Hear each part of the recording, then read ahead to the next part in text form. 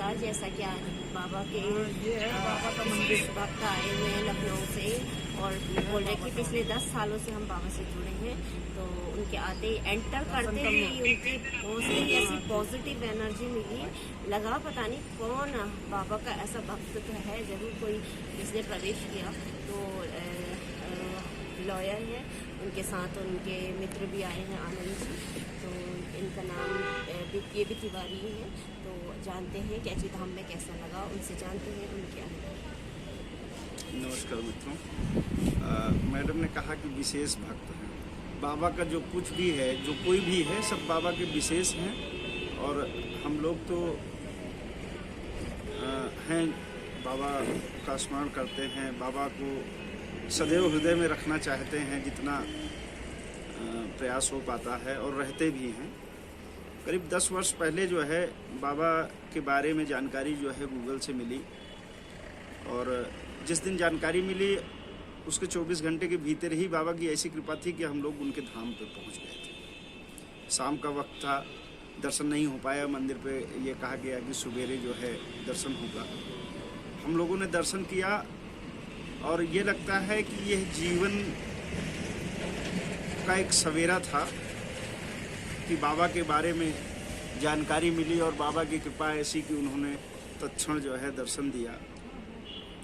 उसके बाद से हम लोग जो है लगातार, कोई निश्चित समय नहीं है कि हम इस दिन जाएंगे, इस तारीख को जाएंगे, लेकिन यह है कि लगातार जो है हम लोग आते रहते हैं बाबा के यहाँ। और बाबा के यहाँ आने पर एक थकान सी उतर जाती है, एक निराशा ख़त्म हो जाती है, और नई आशा और नई ऊर्जा के साथ हम लोग जो है यहाँ से जाते हैं। वास्तविकता तो ये लगता है, कभी कभी चिंतन करने पर ऐसा आभास होता है कि बाबा ने जीवन में बड़े चमत्कार किए हैं, या कहिए कि पूरा जीवन ही बाबा का चमत्कार है। जब भी कोई कठिन समय आता है, कठिन परिस्थिति आती है और बाबा का स्मरण आ जाता है, तो ये लगता है कि इस समस्या का निदान है, और बहुत आसानी से बाबा इस समस्या का निदान करेंगे। यह भरोसा रहता है, और इसी के साथ साथ ही जो है हम लोग बराबर जो है वहाँ लखनऊ में भी जो है हम लोग जाते हैं, हनुमान सेतु जाते हैं।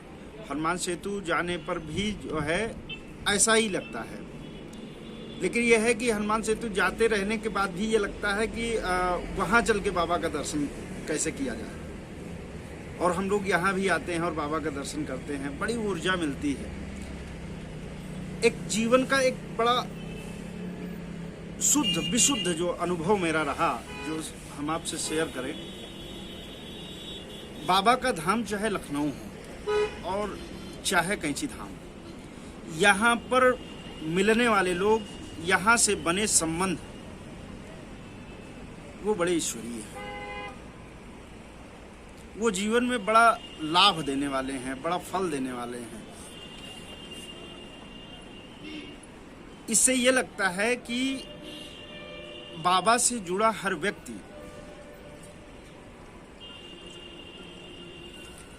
एक अलग विचारधारा के साथ है, एक शुद्ध विचारधारा के साथ है। और वो जब विचारधारा जो है मिल जाती है, तो एक नई स्थिति का सृजन होता है।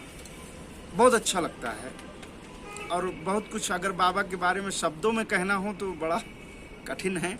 मैडम से मैंने पहले भी कहा कि बाबा के बारे में, बाबा का नाम आने के बाद फिर तो जुबान बंद हो जाती है। ये लगता ही नहीं कि हम बाबा के बारे में क्या बता सकते हैं, क्या बतावें और क्या छोड़ दें। पूरा जीवन ही बाबा का चमत्कार है। धन्यवाद। तो दोस्तों, इतना अच्छा, इतना नाइस एक्सपीरियंस उन्होंने बताया। बाबा के लिए तो जो कह दे वो शब्द कम है।